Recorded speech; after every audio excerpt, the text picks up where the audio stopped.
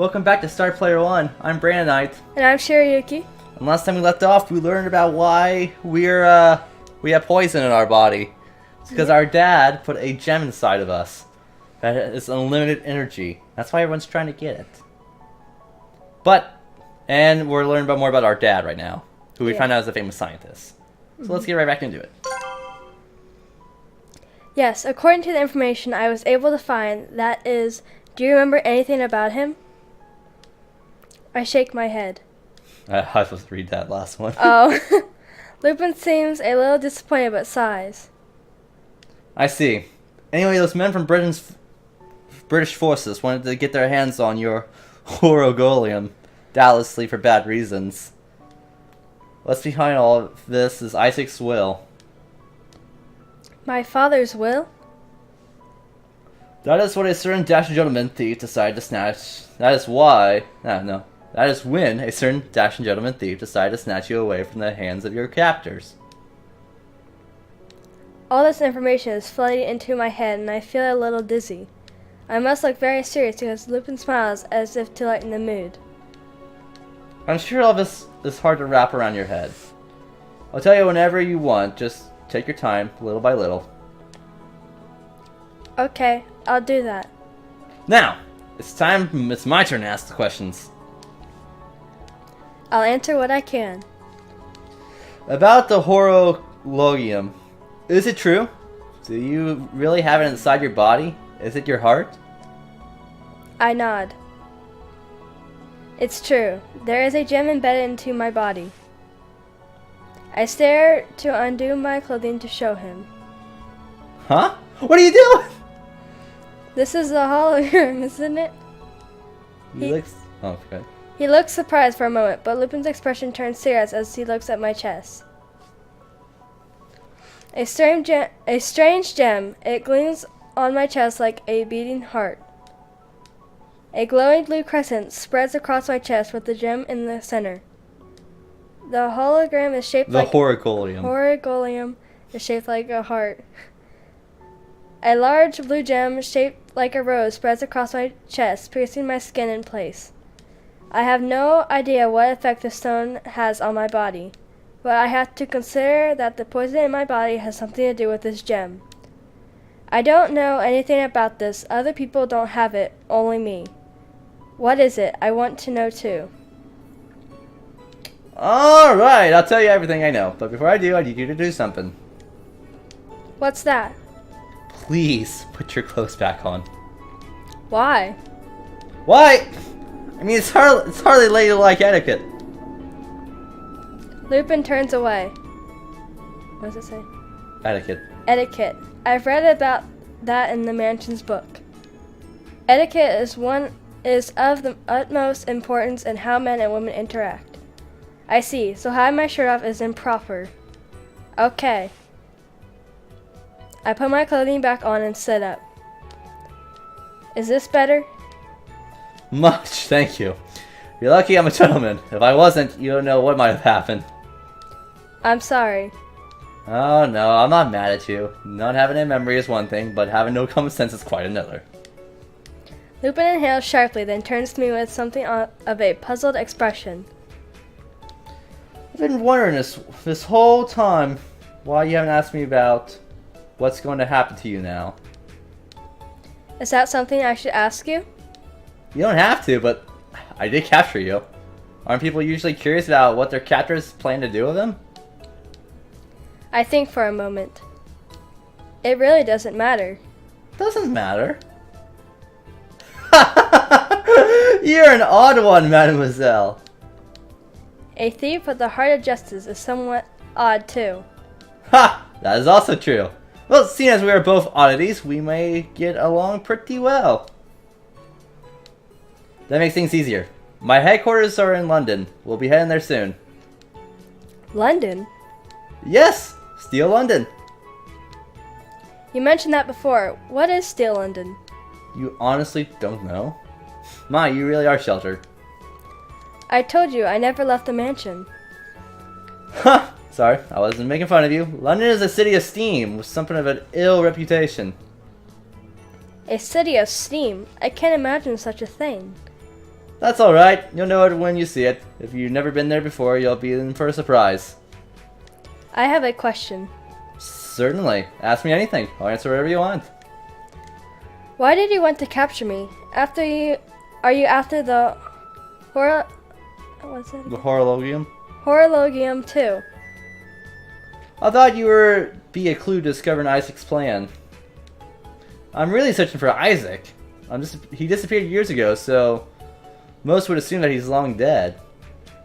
However, he's still working from the shadows and is up to no good. I have good reason to believe this. So my goals are to stop whatever plans he has set in motion. I thought that you, being his daughter, would have some more information for me. Suppose I was off the mark there. My father's plan. I had no doubt that you'd be important in reaching Isaac. I have a good sense for this sort of thing. I know I ended up kidnapping you from the military, but could I have your cooperation in this matter? I'm sorry, I can't do that. Well, I didn't think it would be that easy as that. May I ask why you don't want to help me? What happened to me doesn't matter, but I don't want to let my father down by breaking the rules he set for me. Lupin looked at me questioningly. I was told to stay in that mansion and wait for my father to return. I hurt people, that's why I need to be kept away from everyone. This poison, it hurts and kills everything it touches. That's why I must stay there. That is what my father said in his note. He commanded you to live your entire life alone? Ha! A man like that has no right to be a father. Don't listen to him. But... And another thing, Shirayuki, don't ever say you don't care what happens to you. No one's more important to you than yourself. Anyway, if you want to go find your father, you should go looking for him. How would I do that? London is a place of information. There is no better place to begin learning about someone than there. If you just stay in that mansion, the military will just come for you again, and they won't be easily stopped next time. Those men, they feared me and called me a monster. Lupin is much better than those men. I haven't known him long, but I can tell. And London has a ton of famous doctors who treat the rich, so maybe they can do something about the poison. I didn't expect to hear that. You think they can make it go away? I'll make sure it happens. I promise. I'll make your dreams come true, remember? But I'm gonna need your cooperation. You have to stay by my side for a while. That's the trade-off. Lupin extends his hand to me. I look down at my own hand, then up into Lupin's eyes. They glitter in the sunlight. Oh, choices. You take his hand or you refuse.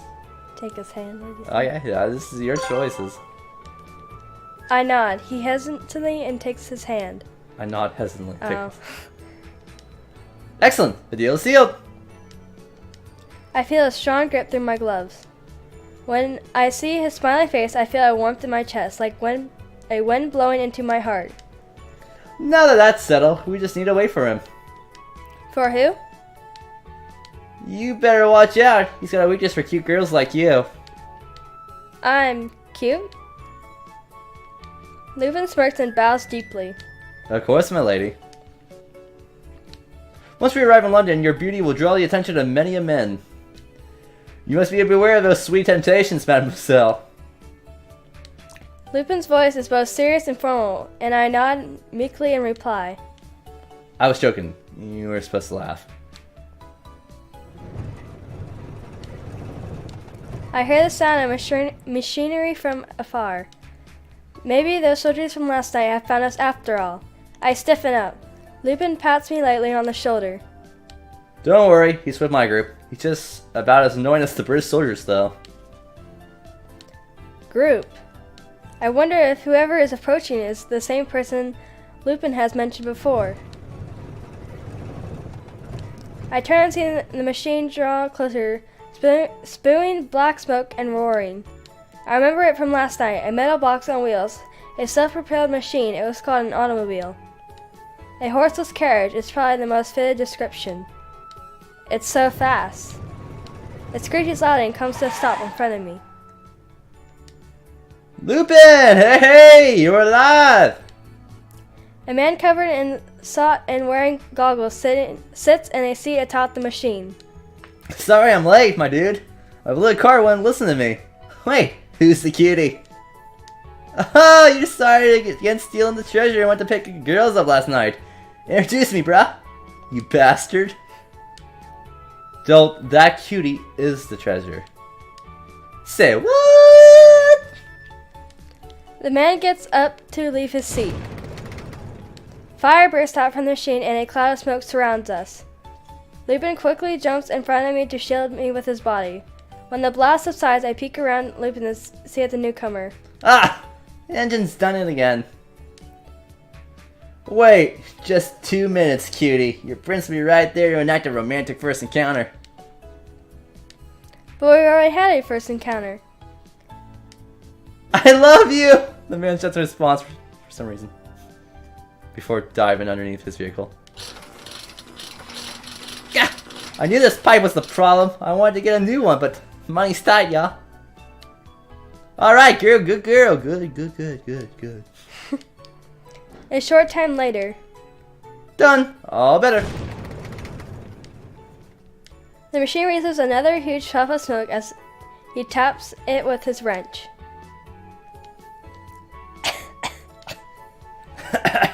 Sorry about that. She's an unruly one, but she's a tiptoe shape once again. Hey, Impey, is this thing really gonna get us to London? How rude. This genius engineer says so, man. It's gotta be true. Dude. He stands in the smoke and looks at me.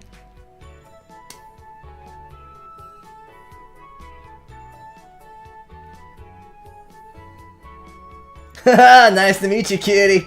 It is I, your very own prince, astride a white horse. He raises his goggles and smiles at me with his soot-colored face. Don't mind him, he's just a bad guy. He's not a bad guy, just a scatterbrain tin keeper. Excuse me, that's distinguished engineer, great inventor, an amazingly good-looking man who knows what he wants. Most importantly, a man who will one day land on the moon. Impey Barbicane, ready, willing, and available. Nice to meet you.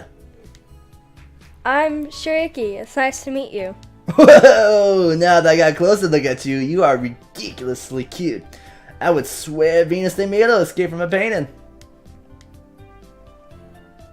Venus de Milo is a sculpture. You can't even engineer a proper pickup line. Just call me Impey, Miss Shirayuki. As he's saying this, he gives me a good long stare.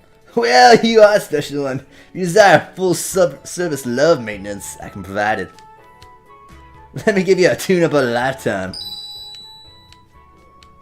I'm not sure how to deal with him. As Impey wipes his grimy face with a rag, Lupin hits him in the face with a punch.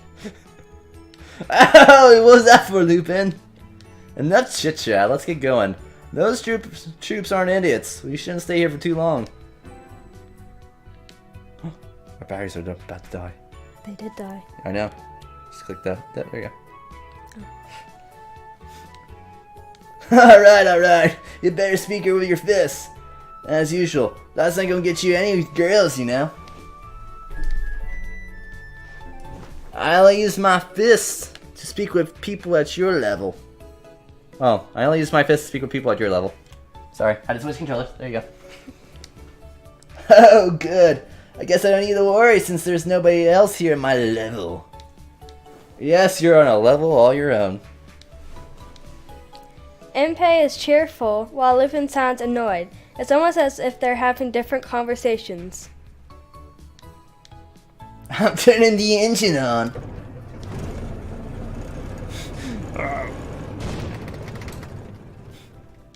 The machine roars to life and spews another cloud around us. Whoa, is she leaking steam again? Come on, darling, you can do it. What can I say? There are lots of strange people in the world. After this rough start, the automobile runs smoothly for a while as we ride. As we go along, Lupin explains to Impey our situation and what has happened to us. So if I'm hearing this right, Lupin, then you set yourself up as the hero to this poor soul. I'm so jealous. Trade with me, man. Is that all you heard from this? There's a lot more than you should have been surprised by. The conversation between Lupin and Impey always seems to go this way. I could tell that they got along quite well. From time to time, the car screeches and releases a cloud of steam. It seems that this machine runs on steam power. The books in the mansion describe steam engines, and the diagrams of them always include a way to vent waste steam. But this automobile doesn't have one. As Impey explained, the Neo steam engine invented by my father allows that energy to be stored without releasing it. That meant that engines could keep steam without the tedious task of constantly stoking a fire and burning coals. Wow, that's a very cool thing. Yeah. That's as much as I understood from Impey's description. It all seems frightful complicated. Still, Impey's endless chatter and we pass through the fields, towns, forests, as the automobile runs on and on. Although it lets out some steam from time to time, it never breaks down again. According to Lupin, it's something of a miracle that it runs so smoothly. Impey's talk continues like a river, keeping up a stream of conversation. Lupin chins in occasionally, but I catch him nodding off once or twice. We drove for a long time, but I was never bored during the trip. The sun is now high in the sky. We finish lunch and ride for a few more hours. Lupin, who has been staring into the distance from the passenger seat, suddenly stretches. It's coming up. What is? Once we climb this hill, you'll get to see the first glimpse of Steel London. A short while later, just as Lupin says, London appears in all its glory. Oh, wow. The city that sprawls ahead of us is nothing short of a metropolis. It's far larger than any city that the books I read spoke of, larger than I could have imagined. It's amazing. Any words used to describe it fall short. A city of steel protected by not only by the Great Wall, but a ring of turrets. That's London. Isn't it fantastic, Miss Shirayuki? Even greater surprises await you inside. It's a fully functional sewer system, and thanks to the gas lamps everywhere, it's bright as noon even in the darkest nights. The high-class districts have airships, moored posts everywhere sticking up from the rooftops like trees in the forest. This is London. How did such a huge city come to exist? It wasn't this way until quite recently. It's all thanks to Her Majesty, Queen Victoria, that the city has grown as like it has. Don't get us wrong, it started out pretty big, but in only 5 short years, it's become the massive place it is today. The Queen was probably in a rush to showcase Britain's power by transforming her capital into a massive fortified city. Britain has many enemies on this continent. Taking such an obvious posture like this has likely prevented war across Europe. I continue to look across the great city as I listen to Impey and Lupin. As you can see, a wall divides the city into 2 regions. The mess of towns, forests, and factories are known as Outer London. Midtown is where London's steam engines are produced. There are some poorer areas, and the rich have vacation homes outside. Beyond the walls, the center of the city, is Central London. That's where the politicians, the rich, the powerful, and the nobles reside. We live in the forest area of the Greater London. We're basically borrowing some space from a certain aristocrat. An aristocrat? I'll introduce you to him later, Shirayuki. For now, please wait here with Impey. Lupin turns his back on us and gathers his hat and cloak to leave. What's the matter, Lupin? I'm going to scout the area. You're going scouting? Whatever for? There are teams of inspectors along the wall. I'm going to check them out. It's possible they're looking for Shirayuki. You can see the wall from here? Remember this, Shirayuki. It takes good eyes. To be a good thief, how many times have you been throwing that old chestnut out? Keep an eye on Lupin, Miss Shirayuki. He'll lecture you to death if you let him. That's because you refuse to stop being stupid. I'll be back in an hour or so. Just stay alert and be careful. Gotcha. See you later. Lupin waves to us and leaves. Alone at last, Miss Shirayuki. I nod, watching Lupin's receding back getting smaller in the distance. For some reason, I suddenly feel lonely. Why don't we discuss something interesting, like the newest models of steam engines that were on display at the London World Expo? It achieves 700 horsepower using 4 52-inch cylinders. Isn't that incredible? The design is also light and compact. Science is so beautiful, right? Impey suddenly reaches out as if to stroke my cheek with his hand. I flinch back. If you touch my skin, you'll melt. That's right. You're so beautiful I forgot. See what they say. All the greatest roses have the sharpest thorns. Impey, there's something I'd like to tell you. Tell me. What kind of person is Lupin? And stop. Because we are out of time. Well, met some new characters. Met Impey. I like him. Yeah. I still like Lupin so far. He's still my favorite. Yeah, same. But if you're liking this video, like, comment, subscribe down below. As always, we'll see you guys on the next Star Player 1 episode. Bye!